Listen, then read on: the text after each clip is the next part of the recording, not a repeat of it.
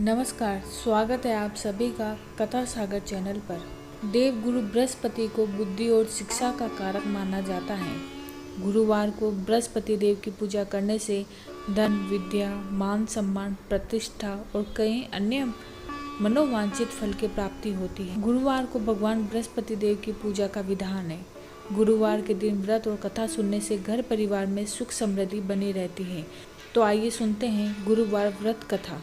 कथा के अनुसार प्राचीन काल की बात है। किसी राज्य में एक बड़ा प्रतापी और दानी राजा राज्य करता था।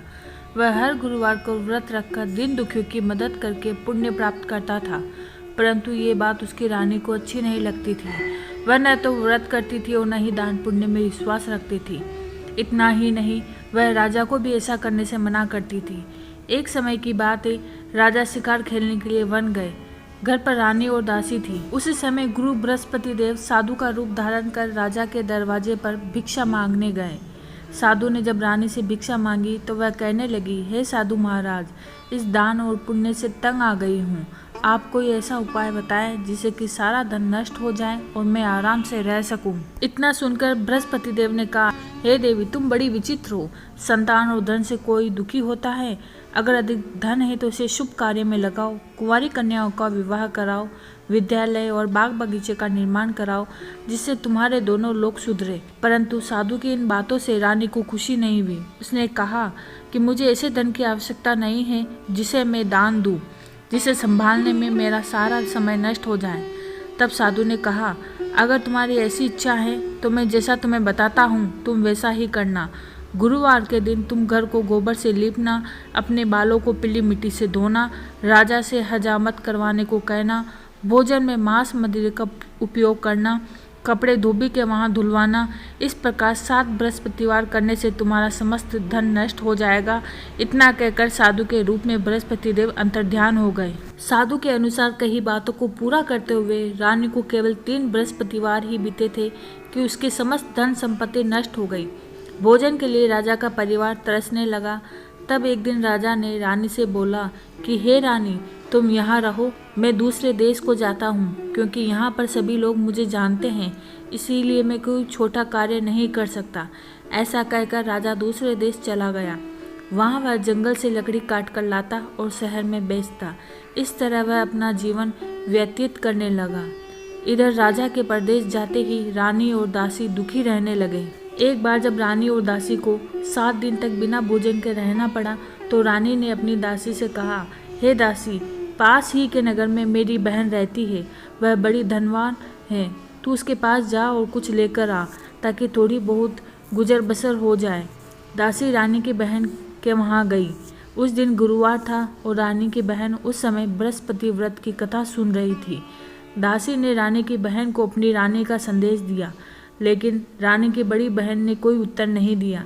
जब दासी को रानी की बहन से कोई उत्तर नहीं मिला तो वह बहुत दुखी हुई वहां से चली गई। दासी ने वापस आकर रानी को सारी बात बता दी। यह सुनकर रानी ने अपने भाग्य को कोसा। उधर रानी की बहन ने सोचा कि मेरी बहन की दासी आई थी, परंतु मैं उससे कुछ न बोली, इससे वह दुखी हुई होगी। कथा सुनकर और पूजा समाप्त करके वह अपनी बहन के घर गई और कहने लगी, हे बहन, मैं बृहस्पतिवार का व्रत कर रही थी, तुम्हारी दासी मेरे घर आई थी, परंतु जब तक कथा पूरी नहीं होती है तब तक मैं नहीं उठती हूँ और न ही बोलती हूँ, इसलिए मैं नहीं बोली। बताओ दासी क्यों आई थी? रानी बोली, बहन, तुमसे क्या छिपाऊँ, हमारे घर में खाने तक को अनाज नहीं है। ऐसा कहते कहते रानी की आंखें भर आई। उसने दासी समेत पिछले 7 दिनों से भूखे रहने की पूरी बात अपनी बहन को बता दी। रानी की बहन बोली, देखो बहन, भगवान बृहस्पति देव सबकी मनोकामनाएं पूर्ण करते हैं। देखो, शायद तुम्हारे घर में अनाज रखा हो। पहले तो रानी को विश्वास नहीं हुआ, पर बहन के आग्रह करने पर उसने अपनी दासी को अंदर भेजा तो उसे सचमुच अनाज से भरा एक घड़ा मिला। यह देखकर दासी को बड़ी हैरानी हुई। दासी रानी से कहने लगी, हे रानी, जब हमको भोजन नहीं मिलता था तो हम व्रत ही तो करते थे, इसीलिए क्यों